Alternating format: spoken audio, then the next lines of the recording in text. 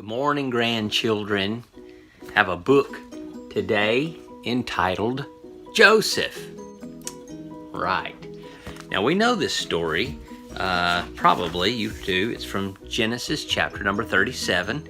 And it is about a little boy named Joseph that grows up into be a man, and a very important man in the history of the Bible.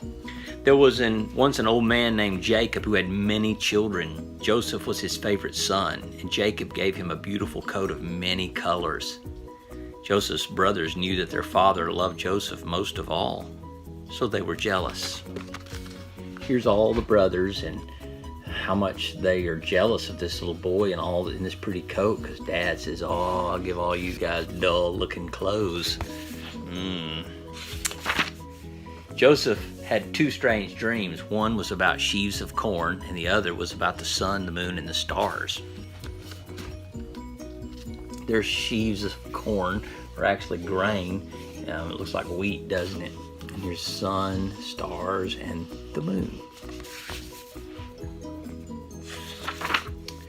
Joseph told his brothers about the dreams, and he said that they meant that they would bow down to him one day, and he would rule over them. This made the brothers very mad at Joseph. Boy, he's telling them the story. Not good at all.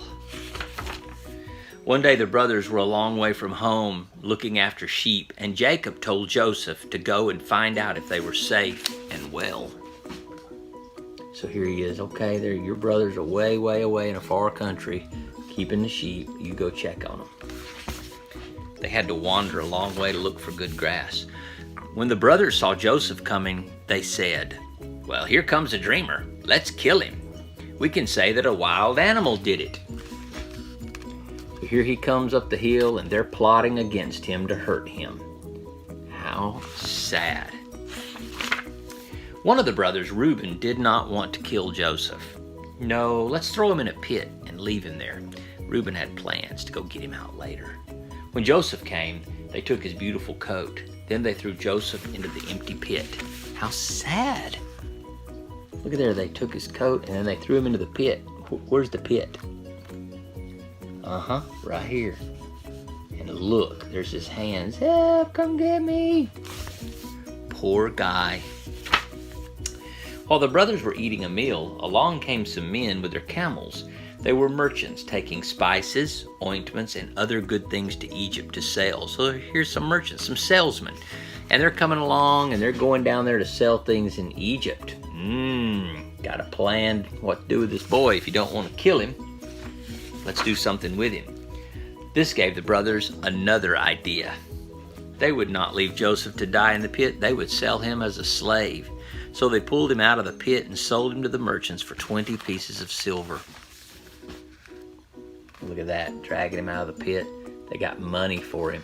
Sold their own brother. Reuben came back later and discovered he was gone, and he was so upset. The brothers killed a goat and dipped Joseph's colored coat in the blood. Then they all went home to show the coat to their father. So here is the father, and here's the coat, and they're showing him, and look at the blood stains.